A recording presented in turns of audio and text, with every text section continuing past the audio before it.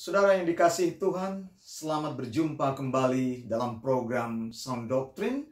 Saya Pendeta Wanda Dumais dari Sydney, Australia, kembali lagi menjumpai Anda. Dan topik kita pada hari ini berjudul Sampai Bertemu Saat Rapture atau Pengangkatan. Saudara yang dikasihi Tuhan, saya sering mendengar orang berbicara ketika ada teman, ada saudara, ada kerabat meninggal dunia. Dan kebetulan orang yang meninggal dunia itu orang Kristen. Mereka berkata seperti ini: "Selamat jalan saudaraku, sampai jumpa di Yerusalem baru." Nah, setelah saya dengar kata ini, saya pikir-pikir, apa betul orang yang mengucapkan kata atau kalimat tersebut mengerti sampai bertemu atau sampai jumpa di Yerusalem baru? Di mana sebenarnya Yerusalem baru itu? Apa maksudnya dengan kata-kata Yerusalem baru? Mengapa Yerusalem baru selalu dikaitkan dengan kematian? Saudara, kalimat ini terdengar rohani, tetapi kebenarannya diragukan. Mungkin orang mendengar kalimat ini dari orang lain, dan sumbernya mungkin mereka dengar dari pendeta mereka. Nah, kalau seorang pendeta mengajar sesuatu yang salah, kemudian kesalahan itu diteruskan, maka lingkaran kesalahan itu menjadi membesar. Ungkapan yang terkenal berkata seperti ini: dusta yang dipercaya menjadi sebuah kebenaran. Saudara, makanya perlu sekali akal budi dalam mengikut Tuhan. Mengikut Tuhan itu bukan mengikut yang buta-buta gitu ya, mengikut yang bodoh-bodoh. Bukan seperti itu. Gunakan akal budimu. Matius 22 ayat 37 sampai 38 saya bacakan. Jawab Yesus kepadanya, "Kasihilah Tuhan Allahmu dengan segenap hatimu dan dengan segenap jiwamu dan dengan segenap akal budimu. Itulah hukum yang terutama dan yang pertama." Jadi yang pertama, cara untuk mencintai Tuhan itu cintai Tuhan dengan hati, dengan segenap hati. Lalu mencintai Tuhan yang kedua, cara mencintai Tuhan itu cintai Tuhan dengan jiwa, dengan emosimu, dengan kehendakmu, dengan perasaanmu. Lalu yang ketiga, cara mencintai Tuhan itu dengan otak, pikiran, dan akal budi. Jadi mencintai Tuhan, gunakan kepintaranmu, gunakan pikiranmu, gunakan otakmu. Mereka yang kurang suka berpikir ketika mencintai Tuhan, mereka itu mudah sekali disesatkan. Saudara, saya pernah menulis tentang masalah rapture atau pengangkatan. Anda bisa menemukan tulisan saya di Facebook saya, Hastings Wanda. Ya, saya sudah menulis mengenai masalah itu, menjelaskan apa yang dimaksud dengan rapture atau parousia atau second coming atau kedatangan Yesus yang kedua kali. Kedatangan Yesus yang kedua kali itu yang sering kali kita dengar, populer, disampaikan mungkin oleh orang lain, hamba Tuhan lain, engkau pernah mendengarnya, membaca tulisan, sebenarnya terjadi dalam dua tahap. Jadi jangan bingung umat Tuhan ya. Yang pertama, kedatangan Tuhan Yesus yang kedua kali selalu menunjuk kepada rapture. Pada saat rapture terjadi, pengangkatan gereja, Tuhan Yesus mengangkat jemaatnya, mengangkat gerejanya. Begitu ya. Jadi terus yang kedua, kedatangan Yesus yang kedua disebut parousia. Supaya gampang, saya membagi seperti ini. Rapture itu pengangkatan gereja, lalu kedatangan Yesus yang kedua disebut parousia. Jadi ini sebenarnya tahap-tahap kedatangan Yesus yang kedua kali. Yesus akan datang untuk yang kedua kali. Saya percaya meskipun terlambat atau lama, atau engkau berpikir kok tidak datang-datang, tapi saya percaya sesuai dengan kebenaran Alkitab, Yesus pasti datang. Nah, dalam kedatangan Yesus itu ada dua tahap yang terjadi. Tahap pertama, Yesus datang hanya sampai di awan-awan, itu untuk mengangkat gereja. Tahap pertama untuk gereja, untuk jemaat. Lalu tahap yang kedua, Yesus datang benar-benar kakinya menginjak bumi. Datang di Yerusalem. Itu akan datang bersama gereja. Jadi tahap yang pertama menyangkut kedatangan Yesus yang kedua kali, yaitu untuk gereja, untuk jemaat. Jemaat diangkat bertemu dengan Yesus di angkasa. Jadi Yesus tidak turun ke bumi ini, kakinya tidak menyentuh bumi. Lalu tahap yang kedua, yaitu datang bersama dengan gereja. Saat itulah kakinya menyentuh bumi, yaitu datang di Yerusalem. Ya, nah, saudara yang dikasihi Tuhan, pada kedatangan Tuhan Yesus itu, jadi Anda harus benar-benar paham gitu ya. Kalau membaca Alkitab, jangan sampai terkacaukan ketika orang berbicara mengenai kedatangan Yesus. Nah, kita akan lihat di sini mengenai kedatangan Tuhan Yesus yang kedua kali. Tahap yang pertama 1 Tesalonika 4, 15 sampai 17. Saya bacakan. Ini kami katakan kepadamu dengan firman Tuhan. Kita yang hidup, yang masih tinggal sampai kedatangan Tuhan, sekali-kali tidak akan mendahului mereka yang telah meninggal. Sebab pada waktu tanda diberi, yaitu pada waktu penghulu malaikat berseru dan sangkakala Allah berbunyi, maka Tuhan sendiri akan turun dari sorga.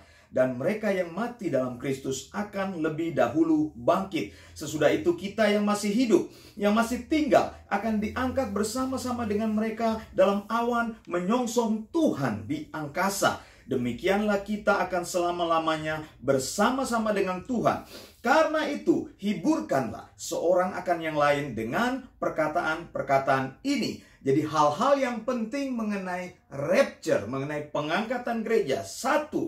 Kita yang masih hidup pada saat Tuhan Yesus datang yang kedua kali tidak akan mendahului mereka yang sudah meninggal di dalam Tuhan. Jadi semua orang yang meninggal di dalam Tuhan akan mendahului kita. Yang kedua di situ. Jadi saya bacakan, mereka yang meninggal di dalam Kristus akan lebih dahulu bangkit. 1 Tesalonika 4 ayat yang ke-16 tadi sudah dibaca.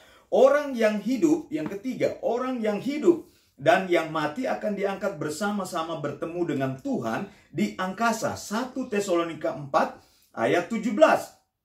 Yang keempat, rapture akan terjadi pada saat parousia, pada saat Yesus datang yang kedua kali. 1 Tesalonika 4 15 sampai 17. Lalu terjadilah yang nomor 5, pertemuan dengan Tuhan terjadi selama-lamanya. 1 Tesalonika 4 ayat 17. Perhatikan penjelasan Paulus di ayat tersebut.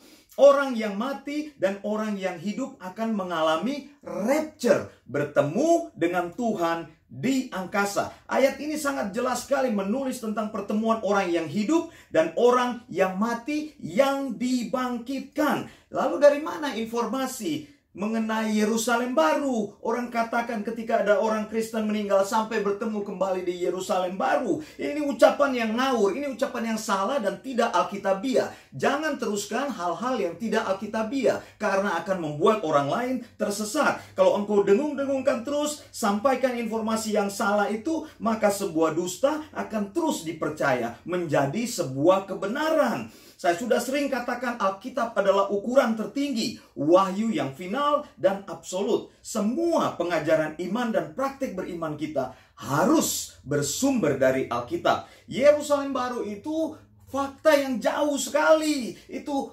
finalisasi dari rencana Allah, kota yang kudus yang akan menggantikan semua kemuliaan manusia yang fana. Ada banyak sekali sejarah yang akan terjadi sebelum tiba pada finalisasi rencana kekal Allah. Jadi jauh sekali, nggak usah ngomong yang terlalu jauh, itu masih di awan-awan itu, Yerusalem baru. Kita harus stick atau kita harus berpegang teguh pada kebenaran Alkitab. Jadi saudara, kalau saya bertanya sampai bertemu kembali di Yerusalem baru, saya tanya kepada saudara, lalu di mana Yerusalem baru? Apa maksud kamu mengatakan seperti itu? Tentu saja pertanyaan ini akan sulit dijawab. Maka gunakanlah akal budimu untuk mengasihi Tuhan. Pakai otakmu, kemampuan berpikirmu untuk memahami kehendak Tuhan. Dan apa maksud Tuhan melalui firman-Nya.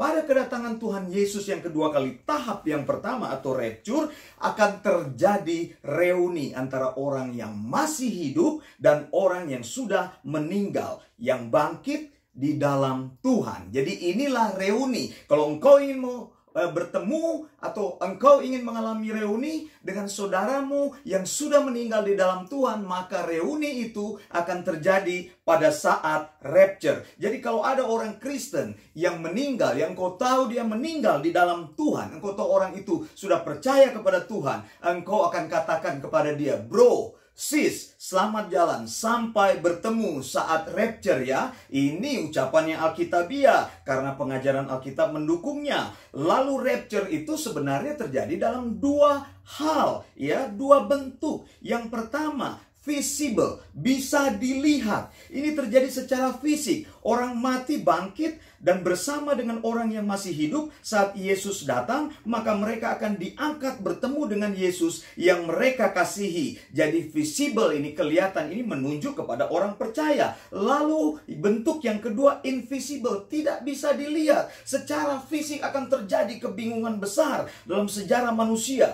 karena banyak orang yang hilang tetapi tidak ada bukti fisik yang membuktikan bahwa orang-orang yang hilang ini diculik misalnya oleh alien. Tiba-tiba saja orang pergi. Rapture memang artinya diculik atau diangkat tiba-tiba. Peristiwa ini akan terjadi dengan sekejap. Jadi saya ulangi sekali lagi supaya jelas saudara. Kedatangan Kristus tahap pertama di udara sebelum masa kesusahan disebut rapture. Lalu yang kedua, kedatangan Kristus tahap kedua di bumi sesudah masa kesusahan disebut parousia. Ya, kita nanti akan lihat lebih dalam lagi ayat-ayatnya. Rapture itu adalah kedatangan Yesus untuk orang percaya, untuk kita. Ya, jadi pertama kalinya saat rapture itu kita bertemu muka dengan Yesus yang kita kasihi. Pada saat rapture, engkau dan saya, kalau engkau sudah diselamatkan Tuhan, engkau akan bertemu dengan pribadi yang paling engkau kasihi, pribadi yang namanya selalu kita banggakan di dalam hidup ini. Rapture tidak pernah disinggung dan ditulis atau disinggung oleh penulis-penulis di dalam Perjanjian Lama. Tapi rapture dijelaskan sendiri oleh Tuhan Yesus. Yohanes 14 ayat 1-3. Janganlah gelisah hatimu. Percayalah kepada Allah. Percayalah juga kepadaku. Di rumah Bapa-Ku banyak tempat tinggal. Jika tidak demikian, tentu aku mengatakannya kepadamu, sebab aku pergi ke situ untuk menyediakan tempat bagimu. Dan apabila aku telah pergi ke situ dan telah menyediakan tempat bagimu, aku akan datang kembali. Dengar, aku akan datang kembali dan membawa kamu ke tempatku, supaya di tempat aku berada, kamu pun berada. Jadi, Yesus dengan jelas berkata, Yesus sendiri berkata, aku akan datang. Kalimat ini berbentuk present tense. Lalu Yesus sendiri mengatakan, nomor 2, aku akan menyediakan tempat. Dan nomor 3, Yesus sendiri mengatakan, aku akan membawa kamu. Pernyataan Yesus ini membuat kita mengerti sebelum kerajaan 1000 tahun dinyatakan atau sebelum millennial kingdom itu terjadi, maka peristiwa rapture itu akan terjadi lebih dahulu. Saya Pendeta Wanda Dumais, saya menyampaikannya dari Sydney, Australia. Maranatha, Tuhan Yesus segera datang. Blessing.